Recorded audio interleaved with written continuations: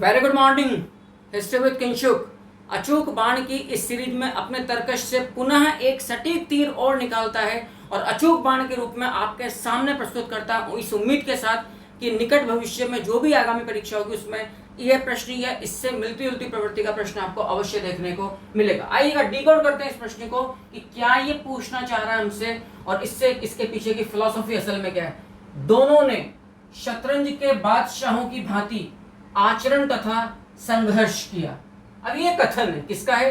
बदायूनी का। याद रखिएगा, बदायूनी की पुस्तक का जो नाम है वो है मुंतखब उत तवारीख। याद रखिएगा, मुंतखब उत तवारीख। दूसरी बात, बदायूनी अकबर के शासनकाल का इतिहासकार है। बदायूनी कट्टर जिहादी मानसिकता का इतिहासकार था, जिसने हल्दी घाटी युद्ध में भाग लेने के लिए विशेष अनुमति बादशाह अकबर से प्राप्त करी थी। यद्यपि बदायूनी अकबर की धार्मिक नीति का, सहिष्णुता की नीति का, सुलह कुल की नीति का कट्टर आलोचक था, लेकिन बदायूनी अपनी पुस्तक मुंतखब उत तवारीख में लिखता है कि मैं गाजी के रूप में, यानी कि काफिरों के नाशक के रूप में प्रसिद्ध होना चाहता था, इसलिए मैंने बादशाह सलामत से अकबर से हल्दी घाटी युद्ध में काफिरों के विरुद्ध लड़ने की एक विशेष अनुमति प्राप्त करी। तो बदायूनी का यह कथन किससे संबंधित है? तुगलक वंश के दो शासकों नासिरुद्दीन महमूद, जो कि अंतिम तुगलक बादशाह था, एवं नसरत शाह ने एक साथ दिल्ली के छोटे से राज्य पर शासन किया था। बिल्कुल किया था साहब। सत्ता के दो केंद्र बन गए थे। सत्ता के दो केंद्र स्थापित हो गए थे, दिल्ली एवं फिरोजाबाद। बिल्कुल सत्य बात है, यह भी बिल्कुल सत्य बात है।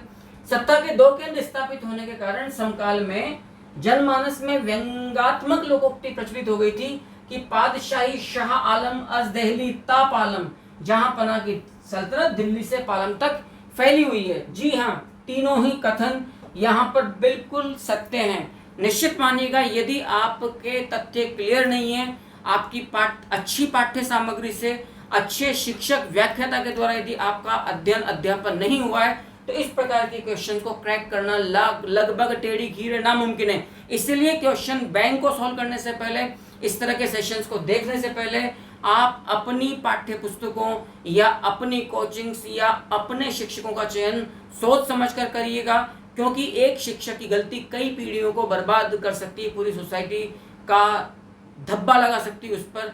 इसलिए आपका शिक्षक, शिक्षण संस्थान, शिक्षण सामग्री के प्रति चयन बिल्कुल सही होना चाहिए। जी हाँ, उपरोक्त तीनों बिल्कुल सही हैं। याद रखिएगा 1, 2, 3, तो यहाँ पर सही आंसर होगा इस प्रश्न का डी। इसी प्रकार के अन्य रोचक ज्ञानवर्धक तथ्यों को इस सत्र के रूप में तर्कश से निकले हुए अचूक बाण या तीर के रूप में प्राप्त करने के लिए चैनल को लाइक कीजिए, सब्सक्राइब कीजिए एवं कमेंट अवश्य करके बताइएगा कितने लोग इस उत्तर के करीब पहुंचे हैं या बिल्कुल सटीक जवाब दिया है। अगली सुबह तक के लिए नमस्कार।